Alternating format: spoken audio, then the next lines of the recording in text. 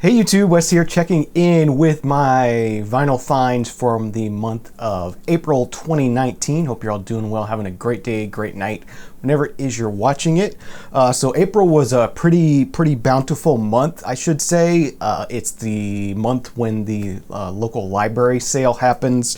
So most of these are from the library sale.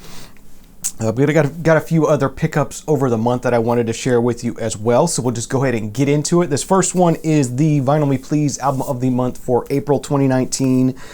This is their Essentials series. I normally always buy the Essentials series and then I'll add on either hip-hop or the classic series if it's something I'm interested in. But this month I just got the Essentials, and they have reissued Loretta Lynn's Coal Miner's Daughter. So a nice classic country album, really nicely done. Of course, you got the Stoughton jacket with the pressed on, heavy cardstock, and they did a nice little two-color foil for the title here. Very nice, very nicely done. There's the back, and Vinyl Me Please does an art print each month, and this is the art print for this month. By John Vogel. Very nice. And this is pressed on a very pretty sort of lightly marbled blue vinyl with the sort of the recreation of the original Decca label. Very pretty album. Sounds really good. Really enjoyed hearing this. You don't often get a country album from Vinyl Me Please. So that was really nice, and it was a nice one to add to my collection. That's Loretta Lynn, Coal Miner's Daughter, the Vinyl Me Please April album of the month. Enjoyed getting that. I believe that was the first album I got here at the new house, so that was pretty cool. And I was outside working in the garage, and the mailman handed it right to me, so that was cool. Didn't get staying out in the heat too much. So this next album is something I've alluded to in the past, something I alluded to in my the Burnside or Wrong Side video. This is the album by Carbon Based Life Forms titled Derelicts. This is the album that Steve had, one of the wrong albums he had received when he ordered the R.L. Burnside album. This is nothing like R.L. Burnside. This is an ambient, electronic, very spacey kind of piece of music. Really cool. Really something that's really nice to put on in the dark. Just sort of zone out and chill out and lie down and listen to. Really nice spacey kind of ambient electronic kind of stuff. Really textural, and just definitely takes you on a trip. The gatefold, nice picture of all the synthesizers and stuff. Really nice. 2 LP set, and this is black vinyl pressed at GZ. As I said, 2 LPs.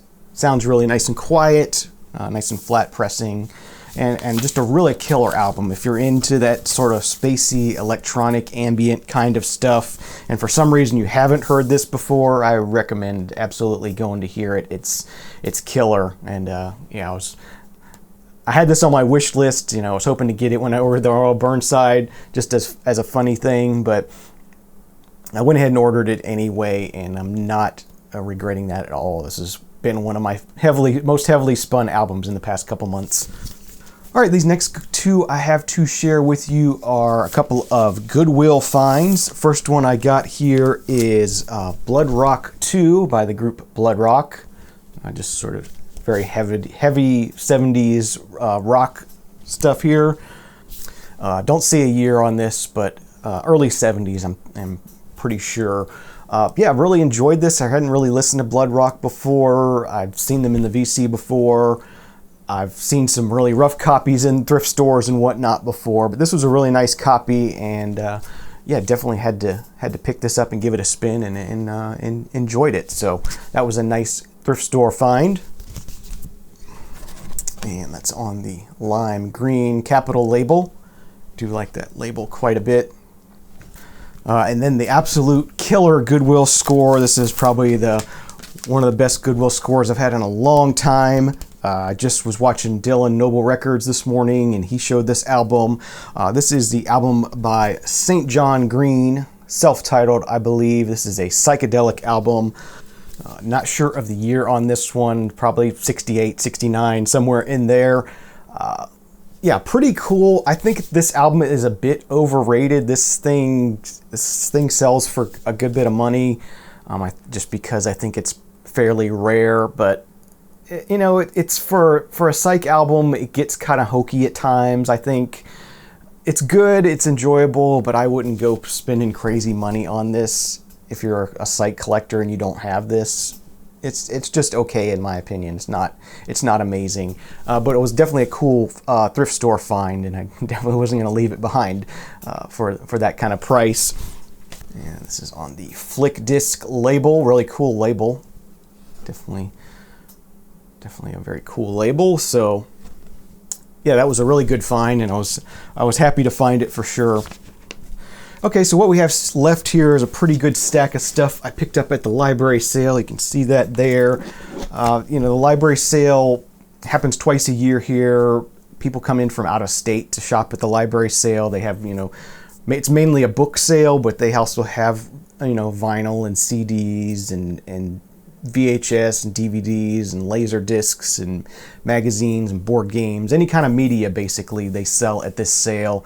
Really killer sale, happens over 5 days. And so lately I've been going sort of later in the afternoon on the first day after the crowds have died down a bit, because if you get there right when it opens, it's very, very hectic, very, very crazy. Of course, you find the really good stuff then, but I like to go later in the afternoon and just be able to browse, and I still find some good stuff. So let's go ahead and get into it. The first one here is another for the National Geographic collection. This is the Music of Hawaii. I don't think I had this one before. I know I've gotten a lot of these in the past as VCLT and pickups on my own. For some reason I don't think I had this one. As usual, the National Geographic does a nice job with the liner notes. It comes with a nice booklet in there, and then you get some various folksy kind of music from whatever region they're talking about. And this one happens to be Hawaii, so that was a nice one. All right, next up, an album from Melanie. This one's titled Madrugada. Madrugada. Not sure what that means. This one's from 1974. As I've said in the past, after seeing Melanie at the Florida Folk Festival a couple of years ago, I gained sort of a new respect for her as an artist. I realized she's not just the you know, you get a brand new roller skate, I got a brand new key. She's more than just that one song, and I really enjoyed her music, and I've been picking up her records when I find them, and this was one I didn't have, so it was cool to find that one. I've been talking a lot about the Mercury Living Presence classical series a lot lately, and found this, and just it was so clean and just so cool looking, I just had to go ahead and grab it. This is the Mercury Perfect Presence sound, F35. This is their take on the Phase 4 or the those sort of, you know, 35 millimeter film recording kind of things, you know, sort of the loungy kind of early audiophile kind of records. And so this is a sort of copy of that. They're doing string music. Yeah, very, very much a copy of those records with the, you know, different displays of how it's recorded and how the microphones are placed and all that kind of stuff. But should be a fun listen and very inexpensive. So I went ahead and grabbed that just to check it out and see what it's like, because I've really been enjoying the Mercury Living Presence classical records. They sound amazing.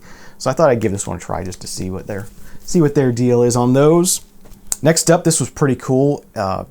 The Elton John movie just came out a week ago, and this is the solo self-titled album by Bernie Taupin from 1971. Much earlier than I expected. It was really cool to find this. I really haven't listened to his solo stuff before, so I'm looking forward to getting into this one. So that was a really cool find. I'm always on the lookout for Dolly Parton records. I love Dolly Parton, and this is a sealed copy of her album Eagle When She Flies. Somewhere in the mid-'80s here. Oh, 1991. Okay, that's pretty late for vinyl. Really cool, and still sealed, so that'll be awesome. Glad to have found that. Speaking of Mercury Living Presence, here is a stereo Mercury Living Presence, the ones I normally look for. This is Hindemith, Schoenberg, and Stravinsky. So a couple of different classical pieces on here. Nice Mercury Living Presence stereo pressing. So always going to pick those up when I see them. Here's a group I've talked about many times in the past. Always pick their stuff up when I see them as well. That's the Poppers, the Canadian group. The Poppers, they do sort of a country rock kind of thing. Really nice group. They make some good music, and I always enjoy them. And I did not have this album.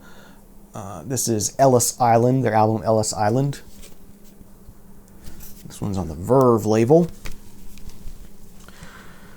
Okay, speaking of the Florida Folk Festival, we were there a couple weeks ago now. It's always on Memorial Day weekend, and the headliner this year was John Anderson. He headlined maybe 6 or 7 years ago, but he was the headliner again. He's definitely losing his voice a bit, so that was sad, but it was fun to hear him again. He did a really nice acoustic set with just him and one other person playing guitar. So picked up a couple of John Anderson albums when I was at the book sale there. I just came home to Count the Memories. This one is from 1981. So that was a nice pickup. And then as well, his album Wild and Blue from 1982. I'm guessing this is the follow-up. This one has one of his big hits, Swingin' on it. So that was a nice pickup. Found a Rotary Connection album I didn't have. This one is their album titled Songs. That's a cool one. Definitely pick up the Rotary Connection stuff when I see it. Very nice. That one's on Cadet Concept. Picked this one up without realizing I already had it. And when I'm doing the unboxing of the stuff I had in storage for 4 years, this one was in there. Freddie King, the Cannonball, or Texas Cannonball.